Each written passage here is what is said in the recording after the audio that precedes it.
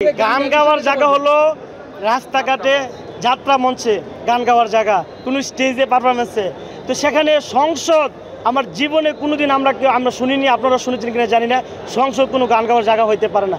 সংসদ তো মনোরঞ্জনের জায়গা না, আনন্দ বিনোদনের জায়গা না। সংসদ হলো এটি মানুষের কথা বলার জায়গা, রাষ্ট্রের কথা বলার জায়গা এবং সরকারের ভুল তুলে ধরার জায়গা। সংসদের ভিতর মমতাজ গান গেয়ে কবিতা বলে এবং সবাইকে হাসিয়ে সংসদের যে মূল্যবান সময় নষ্ট করেছে, কোটি কোটি টাকা দিয়ে এই সংসদের প্রত্যেকটি মিনিট কোটি কোটি টাকা খরচ হয়। সেই মমতাজ শুধুমাত্র গান গেয়ে এইভাবে প্রচুর সময় নষ্ট করে সংসদকে কলঙ্কিত করেছে, রাজনৈতিক নেতাদেরকে কলঙ্কিত করেছে, বাংলাদেশের রাজনীতিকে প্রশ্নবিদ্ধ করেছে। স্বৈরাচার সরকারের একজন এমপি হয়ে এই মমতাজ, যার রাজনীতি করার আসলে কোনো যোগ্যতা নাই। যে কোনো মানুষ রাজনীতি করতে পারে, রাজনীতি করার একটা যোগ্যতা, আর জনপ্রতিনিধি হওয়া হলো আরেকটা যোগ্যতা। জনপ্রতিনিধি যদি আপনি হন তাহলে আপনাকে কিন্তু একটা উপজেলার মিনিমাম 3 লক্ষ 4 লক্ষ জনসাধারণের নেতৃত্ব দিতে হয়, আইন প্রণয়ন করতে হয়, আপনাকে উন্নয়ন, অগ্রগতি, সমৃদ্ধি, উপজেলার প্রত্যেকটি উপজেলার আপনার মানুষের জীবনবার, কর্ম, চিন্তা, চাকরি, ব্যবসা বাণিজ্য, কর্মসংস্থানে সকল ক্ষেত্রে অবদান রাখতে হয়। তো মমতাজ সংসদে গিয়ে গান গায়, যেখানে যায় কোনো পলিটিক্যাল স্টেজে গিয়ে গান গায়, এবং আওয়ামী লীগের যত এমপি মন্ত্রী আছে স্বৈরাচার আওয়ামী লীগ সরকারের নিষিদ্ধ ঘোষিত আওয়ামী লীগের, তারা মমতাজকে নিয়ে গান গাওয়াইতো। তো গানও যদি মমতাজে গায় তারা তার সংসদ সদস্য হয়ে সে সংসদ সদস্যদেরকে কলঙ্কিত করেছে। ওই আসনটার মধ্যে যদি কোনো মেধাবী ব্যক্তিকে এমপি মনোনয়ন দিত তাহলে জনগণ উপকৃত হতো। এদেশের মানুষের সাথে প্রতারণা করা হয়েছে।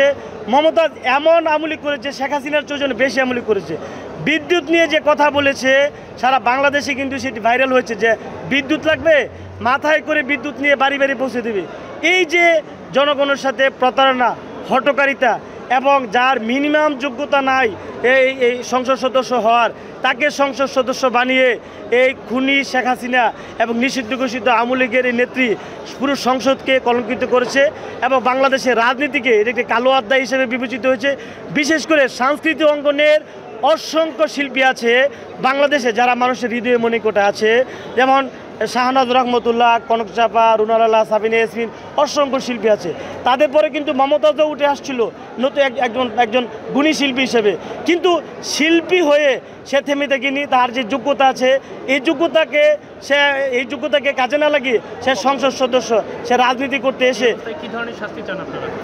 দেখুন, যেহেতু একটি বৈষম্য বিরোধী ছাত্র হত্যা মামলার আসামি মমতাজ, এখানে মামলার প্রসিডিংয়ে যেভাবে এফআইআর এজাহারে তার বিরুদ্ধে বিশদ বর্ণনা করেছে, সেই অনুপাতে একজন হত্যাকারী হিসেবে মামলার গ্রাউন্ডস অনুসারে তার সাজা হবে। যেহেতু আজকে 7 দিনের রিমান্ড, রাষ্ট্রপক্ষ প্রসিকিউশন 7 দিনের রিমান্ডের মঞ্জুর করেছে এবং তার পক্ষের আইনজীবীরাও রিমান্ড বাতিলপূর্বক হিয়ারিং করবেন।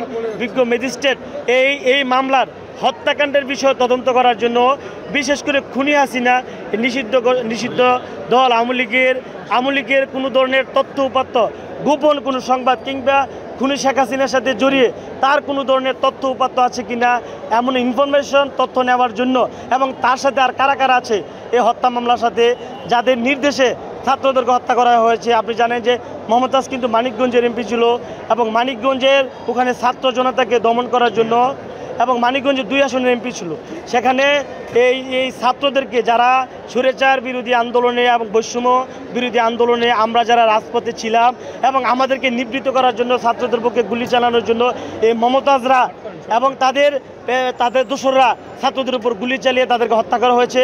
আজকে এই হত্যা মামলা মমতাজের কিছুক্ষণ পরে রিমান্ড শুনানি হবে।